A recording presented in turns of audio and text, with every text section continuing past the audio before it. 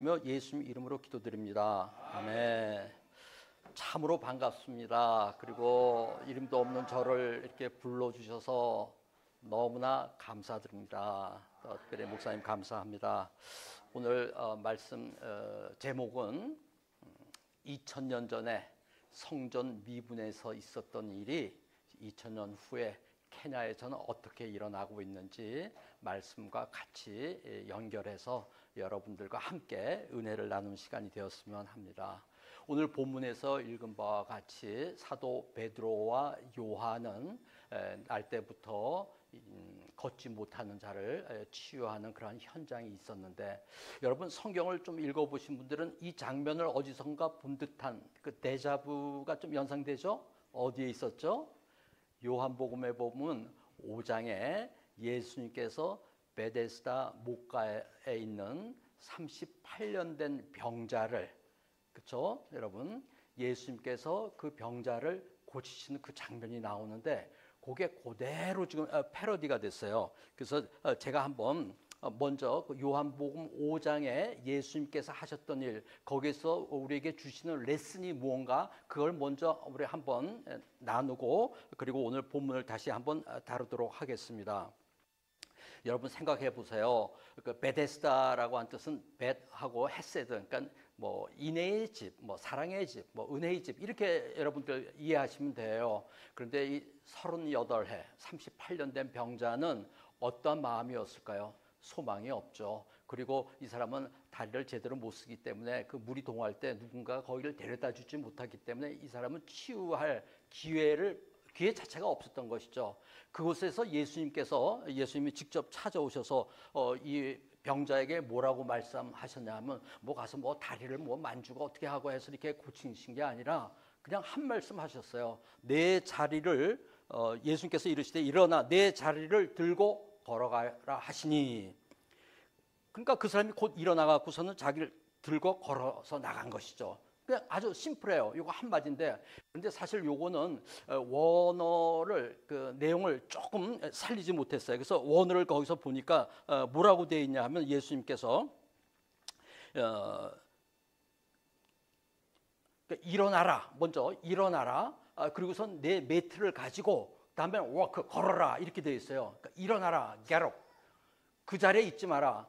그러고 나서 예수님께서 이 병자를 어디에서 만났냐 하면, 이 병자는 그러면 그 치유를 받고 뭘 했는가를 우리가 유추할 수가 있는데, 14절에 이렇게 말씀이 나와 있어요. 그 후에 예수께서 성전에서 그 사람을 만나 이르시되, 어디서 봤다고요? 성전에서. 그렇다면 이 사람은 그동안에 사실 이 병자가 갈망했던 건 뭐죠? 성전에 가서 예배를 드리고 싶었던 거예요. 그런데 예배를 드리지 못했던 거죠. 그동안은 자기가 갈 수가 없었기 때문에. 그런데 예수님께서 뭐라고 말씀하셨냐면, 그 성전에서 만나서 그 사람한테 이르시되, 내가 나았으니 더 심한 것이 생기지 않게 다시는 죄를 범하지 말라. 이것도 의미가 다시는 죄를 범하지 말라 그랬는데, 사실 원어에는 뭐라고 됐냐면 stop sinning이에요. 죄 짓는 것을 멈춰라. 그렇지 아니하면은 이거보다 더한 것이 너에게 일어난다. 그러면은 이 병자에게는 뭐라고 이게 말씀이 와 닿았을까요? 38년 동안 움직이지 못한 것보다 더한 것이 무엇일까요? 이것보다 더 큰 죄가 무엇일까요? 예수님은 이 환자의 영혼을 보고 계셨던 거예요. 이 병자는 그의 그 죄된 삶 속에서 있었기 때문에 예수님께서는 get up, 너 그 자리에서 일어나. 너 지금 죄된 그 자리에서 죄 가운데서 뒹굴어 있지 말고 일어나. 넌 이제 걸어야 돼. 어디로? 성전을 향해서. 왜? 나로 인하여서, 예수님으로 인하여서 너는 이제 하나님과 화목게 된 거야. 왜? 내가 근본적인 죄의 문제를 해결했기 때문에. 그런데 네가 여기서 계속 죄를 짓는 그 생활을 한다면, 그 죄에서 돌이키지 않고 계속해서 나간다면, 너는 지금 이 질병보다 더 심한 영원한 형벌에 들어가게 될 거야. 그러니까 굉장히 이것은 지금 선교적인 마인드로 예수님께서 그 영혼을 보고 하신 말씀이에요. 이걸 가지고 우리가 다시 한번 사도행전 3장으로 한번 들어가 볼게요. 자, 예수님의 제자 베드로하고 요한은 당연히 그들의 스승인 예수님이 하셨던 일을 그대로 따라하신 거예요. 그러니까 베드로와 요한이, 자 이제 봅시다. 성전, 이번에는 이제 미문이에요. 미문이 이제 성전의 이제 메인 게이트예요. 주 출입문인데 거기에 이제 나면서부터 걷지 못한 자가 있었는데, 계속해서 친구들이 그 성전 미문에 데리고 와서 많은 사람들한테 이제 돈을 얻기 위해서, 구걸하기 위해서 온 거예요. 그러니까는 베드로하고 요한이 성전에 들어가다 딱 눈이 마주친 거죠. 그 거린하고. 그런데 이 거린은 베드로하고 요한이 어디를 받겠어요? 당연히 손을 받겠죠. 돈 몇 푼 얻을까 해서, 혹시 뭐 동전 나한테 떨어주지 않을까. 그런데 베드로하고 요한은 그 거린의 무엇을 보고 있었어요? 그분의 영혼을 보고 있었던 거예요. 근데 참 여기 말씀 한번 보세요. 베드로하고 요한이 뭐라고 하냐면은 4절에 베드로가 요한과 더불어 주목하여 이르되 우리를 보라. 우리를 보라.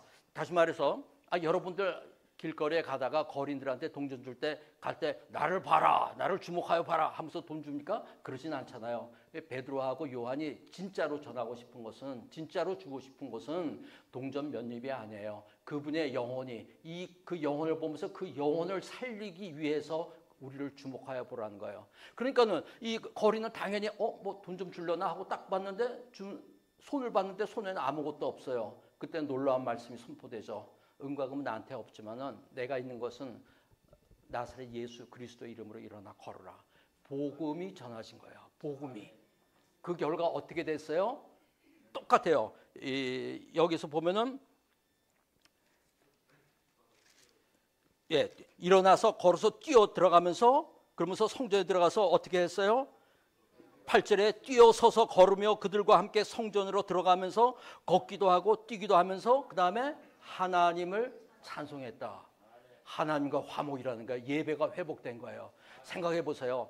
여러분들 아무리 좋은 친구가 성전 미문 앞까지만 데리고 왔지 하나님과의 화해의 길을까지는 갈 수가 없었어요. 성전까지는 갈 수가 없었어요. 사실 여러분 그때 당시, 구약 당시에 율법에는 어떻게 나왔냐 하면은 레위기 21장 17절에서 18절 말씀을 보면, 제가 빨리 읽을게요. 아론에게 말하여 이르라. 누구든지 너희 자손 중 대대로 육체에 흠이 있는 자는 그 하나님의 음식을 드리려고 가까이 오지 못할 것이니라. 제사 못 드리는 거예요. 누구든지 흠이 있는 자는 가까이 하지 못할지니 곧 맹인이나 다리 저는 자나 코가 불안한 자나 지체가 더한 자나 기타 등등등등등등, 이렇게 육체적인 결손이 있는 사람은 성전에 들어갈 수가 없었어요.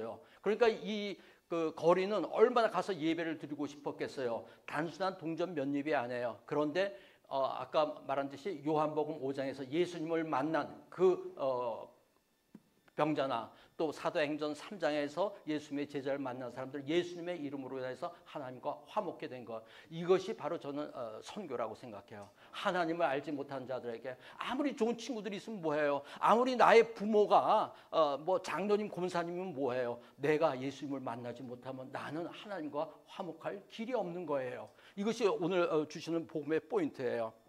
아프리카에는 많은 NGO 단체들이 와서 특별히 그 기근에 뭐 질병에 시달린 사람들을 위해서 많은 선한 일을 베풀고 있어요. 뭐 굿 서마리턴이라든지 뭐 굿 네이버스라든지 뭐 굉장히 많은 단체들, 월드 비전이라든지, 저는 그분들의 사역을 굉장히 높게 평가를 해요.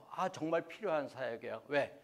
아프리카에서 꼭 필요한 사역이기 때문에, 많은 사람들의 필요를 채워주는 그러한 사역이기 때문에. 그런데 선교사의 입장에서 안타까운 것은, 아쉬운 것은 그들에게 복음을 전할 수가 없다는 거예요. 이것이 선교하고의 차이예요.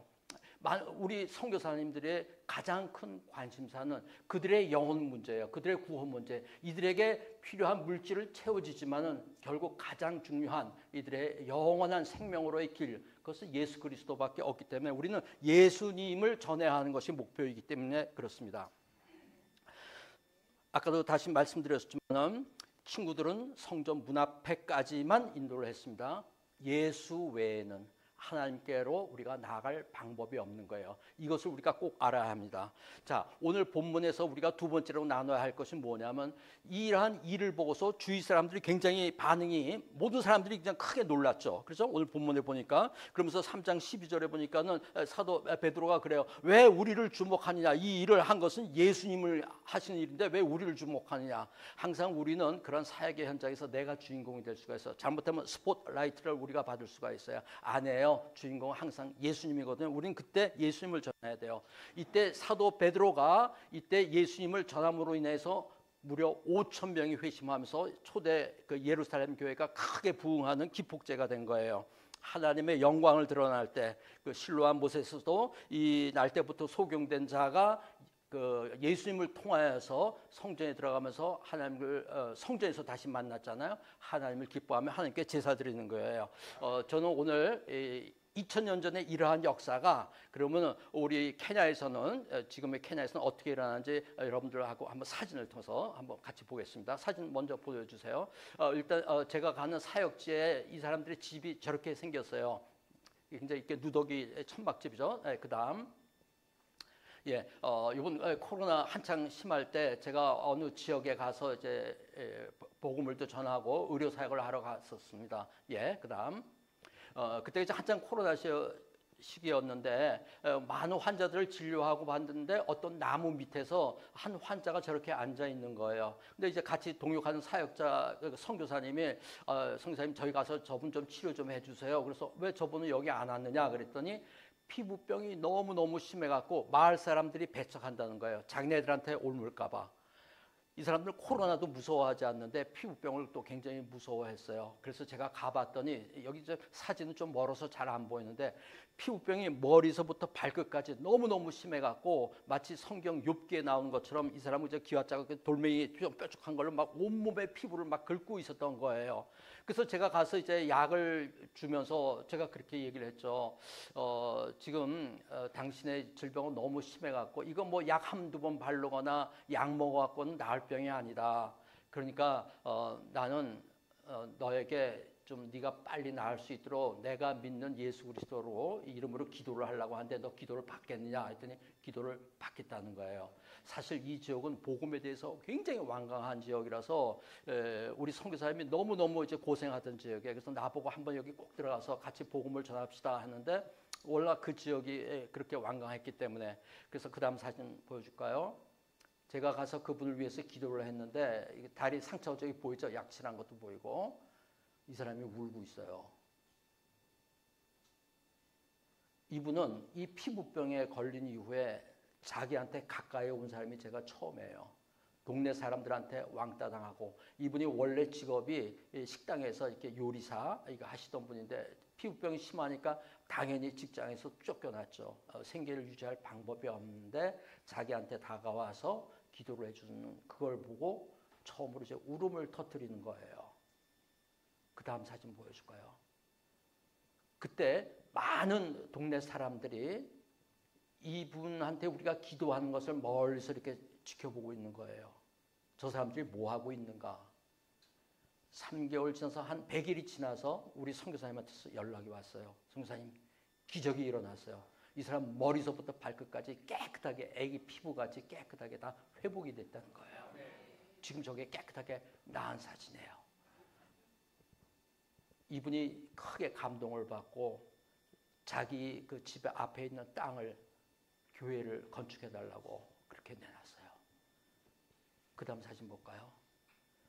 저는 그때 이 사람들한테 가서 베드로가 그 주위에 있던 사람들한테 얘기한 것과 똑같이 우리를 주목하지 마십시오. 이 사람의 병을 고친 분은 예수님이고 예수님은 이것보다도 더한 영벌에 빠질 여러분들을 구원해 주실 분은 예수 그리스도밖에 없다. 예수 그리스도의 복음을 그때 전했어요. 그 다음 사진. 많은 사람들이 이 병자가 치유되는 그것을 보고 아 정말로 하나님은 살아계시는구나. 이게 적의 치유가 될 수가 없는데 저 사람들이 믿는 예수, 저 사람들이 와서 한 기도가 이 사람을 낫게 하였구나. 마을 사람들의 지도자들의 마음을 움직이고 그분들은 아까 그 치료했던 받은 사람의 이름이 오스카라고 하는데 그 땅 말고 우리 마을에서 가장 좋은 땅을 내줄 테니 여기에다가 교회를 건축하십시오. 허락을 해줬어요. 그곳에 교회가 세워지고 옆에 이제 물통이 크게 해줬는데 이 사람들은 물이 워낙 부족하잖아요. 그래서 물통을 세우고 이제 2주에 한 번씩 가서 물을 채워주고, 그러니까 교회에 나와서 말씀 좀 듣고 또 자기네들 필요한 물도 얻어가고 그렇게 됐죠. 네, 그 다음 사진 보여줄까요? 예, 그곳에서 처음으로 이제 예배가 그곳에서 우리 성전이 이제 열리면서 이제 건축을 하고 이렇게 예배가 드려진 장면입니다. 예, 여기까지 끝내시고요. 우리가 지금 말씀을 통해서 그 2000년 후에 일어난 역사를 우리가 현장에서 어떻게 일어나는가를 우리가 지금 보고 있는 겁니다. 예, 예수님 당시에도 먼저 첫 번째 우리가 복음을 전했을 때 개인의 구원이 먼저 있어요. 그 다음에 그 사람을 통하여서 많은 그 지역 사회에 또한 공동체의 구원이 임하게 돼요. 참 중요한 거죠. 먼저 믿은 사람 때문에 그 사람의 믿음을 보고 그 사람의 삶을 보고 많은 사람들에게 도전이 되면서 많은 사람들이 예수님을 믿게 돼요. 먼저 믿은 여러분 한 사람 한 사람이 사실은 이 땅에서 선교사님이죠. 여러분들의 선교적인 삶을 통해서 주변에 있는 많은 아직 믿지 않는 분들이 주님께 돌아오게 되는 역사가 있기를 간절히 바랍니다. 아멘. 이 공동체가 회복이 되기 시작하니까 어떤 일이 있었느냐. 사실 저 북쪽에 가면은 제가 말하는 북쪽이라고 하는 것은 케냐의 북쪽에 가면은 모얄레라고 하는 지역이 있는데 그 근처에는 케냐에는 여러 부족들이 서로 이렇게 섞여서 살고 있어요. 그 중에 굉장히 아주 호전적인 가브라라고 하는 족속, 보란 족속이 있고 그거보다 조금 약하지만 렌딜레 족속이 이렇게 있는데 이들은 서로 맨날 싸워요. 왜냐하면 물이 부족하기 때문에 물 부족하면 막 염소고 뭐고 소고 다 죽잖아요. 그러면 상대방 마을에 가서 그걸 약탈해 갖고 오는 거예요. 그러면 이쪽 마을에서 가만히 있겠어요? 가서 보복을 하죠. 그런데 보복하는 게 단순히 뭐 염소만 끌어오는 게 아니라 서로 사람을 막 죽이고 세부족이 서로가 서로를 죽이고 서로가 염소를 훔쳐오고 사람을 죽이고 이러한 역사가 있었어요. 그러니까 우리 선교사님들이 볼 때 이게 지금 정말 하나가 안 되는 거예요. 굉장히 치안도 위험하고 도대체 이것을 어떻게 해야 하는가 고민하다가 이들에게 복음이 전해지면 그래서 이들이 예수 그리스도의 복음 안에서 하나가 되면 이 문제가 해결되지 않을까. 그래서 먼저 각 지역에 먼저 믿은 자들 그리고 특별히 이제 현지인 목회자들을 이들을 불러다가 한 자리에서 같이 교육을 시켰어요. 성경 공부를 시키고 예수 그리스도의 사랑과 용서가 무엇인지 그들에게 가르치기 시작했어요.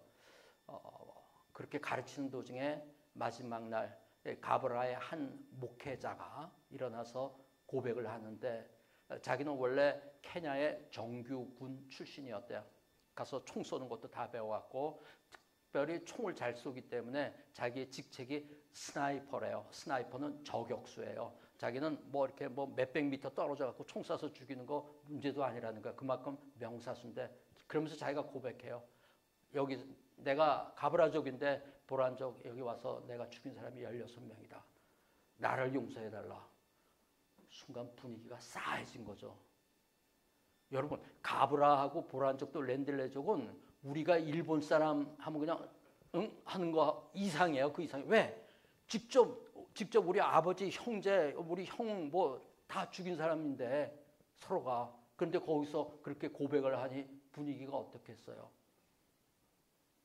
그런데 보란족의 현지인 목회자가 일어나서 예수 그리스도의 사랑으로 우리 덮읍시다. 이게 시작이에요. 이게 시작. 개인의 영혼 구원이 아니라 공동체가 회복되는 것도 예수 그리스도의 복음 안에서 이루어지거든요. 자세히 보세요. 예수님의 제자 12제자 중에는 민족의 반역자인 마태가 있는가 하면은 그런 마태 같은 사람을 죽이려고 하는 열심당원 셀로 시몬 같은 사람들이 있었거든요. 그 사람들이 어떻게 같이 한솥밥을 먹을 수 있겠어요? 예수 그리스도 안에 그 복음 안에서만이 하나가 될 수 있는 거죠. 저는 이렇게 복음이 전해진 곳에서 개인의 구원뿐만이 아니라 공동체가 어떻게 회복되는지에 대해서 케냐에서 있었던 일을 증거했는데요. 그런데 오늘 본문에 보니까 항상 하나님의 역사, 우리 주님이 역사하는 곳에는 뭐가 있다?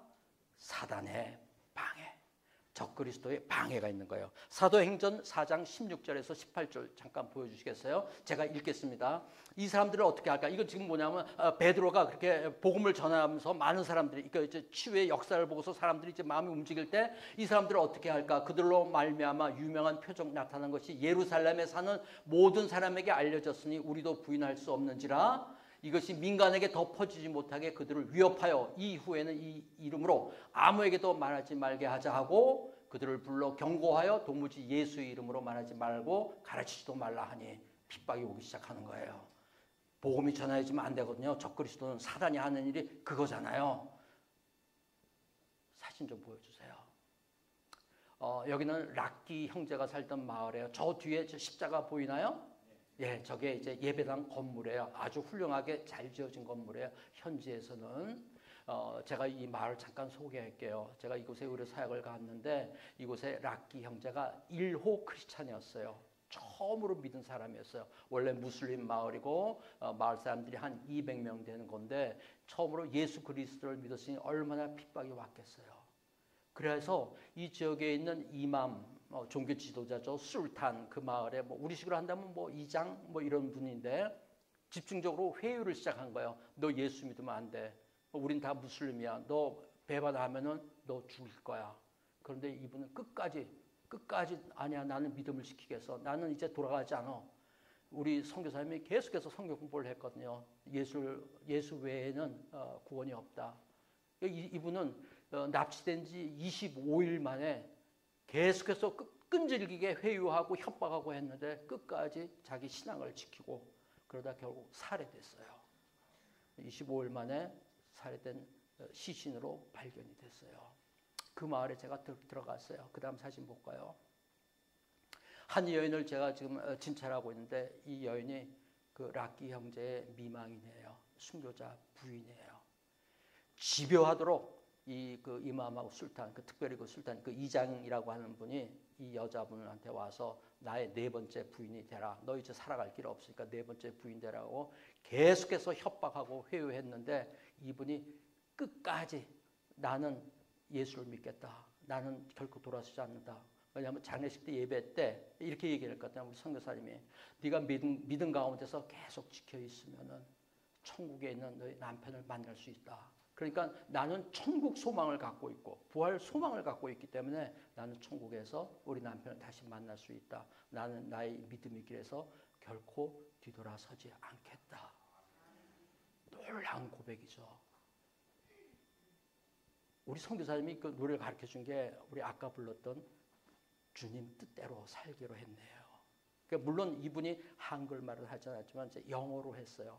아주 간단한 영어인데 그분이 했던 찬양을 제가 다시 한번 해보겠어요.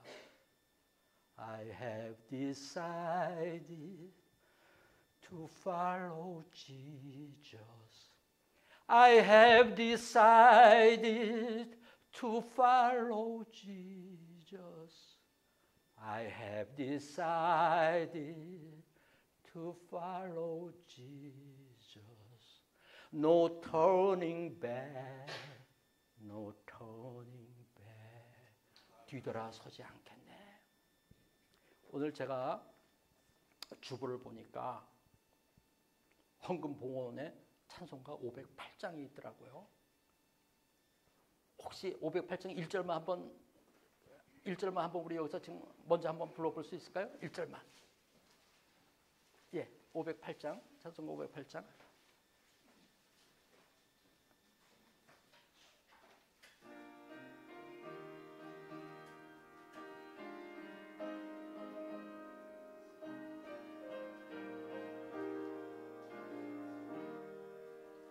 우리가 지금은 나그네 되어도 화려한 천국에 머지않아 가리니 이 세상 있을 때 주 예수 위하여 끝까지 힘써 일하세.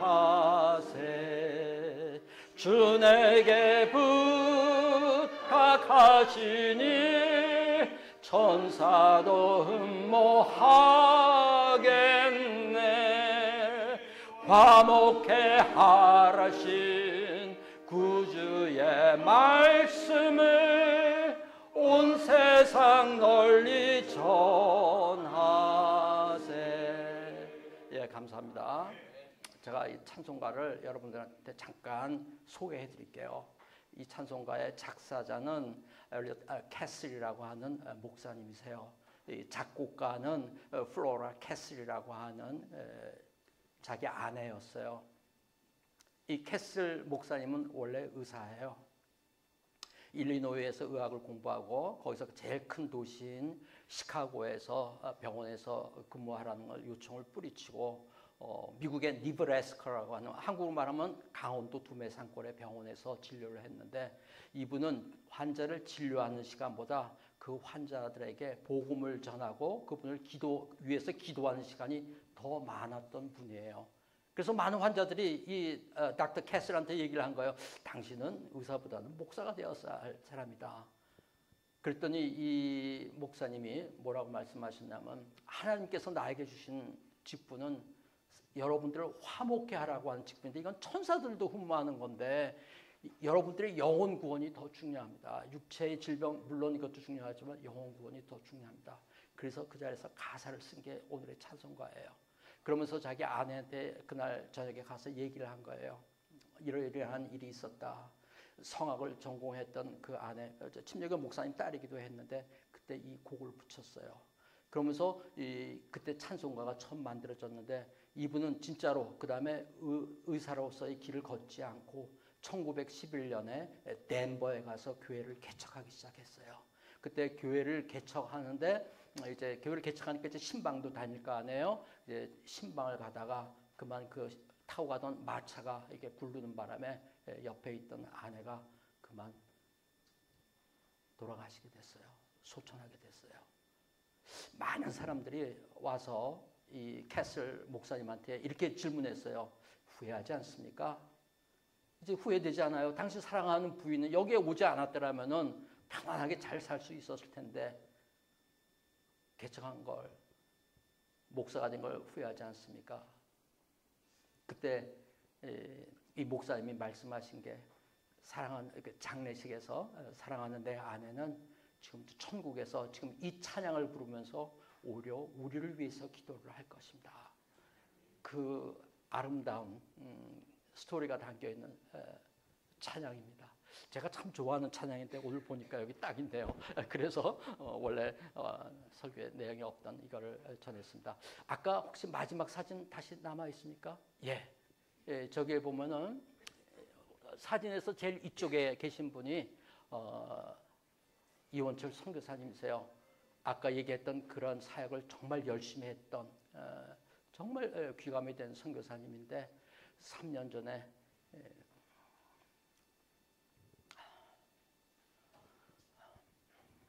말라리아로 소천하셨어요. 저랑 굉장히 친했던 분인데 말라리아로 돌아가셨어요.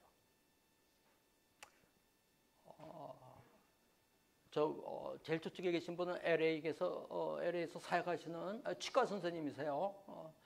저는 여기서는 이제 설교 시간에는 다 얘기는 못 하고요. 나중에 우리 설교 끝나고 기도 시간에 좀 더 자세한 걸 여러분들하고 기도의 제목을 나누고 싶어요. 아까 그 이원철 선교사님 정말 말 안 들었어요.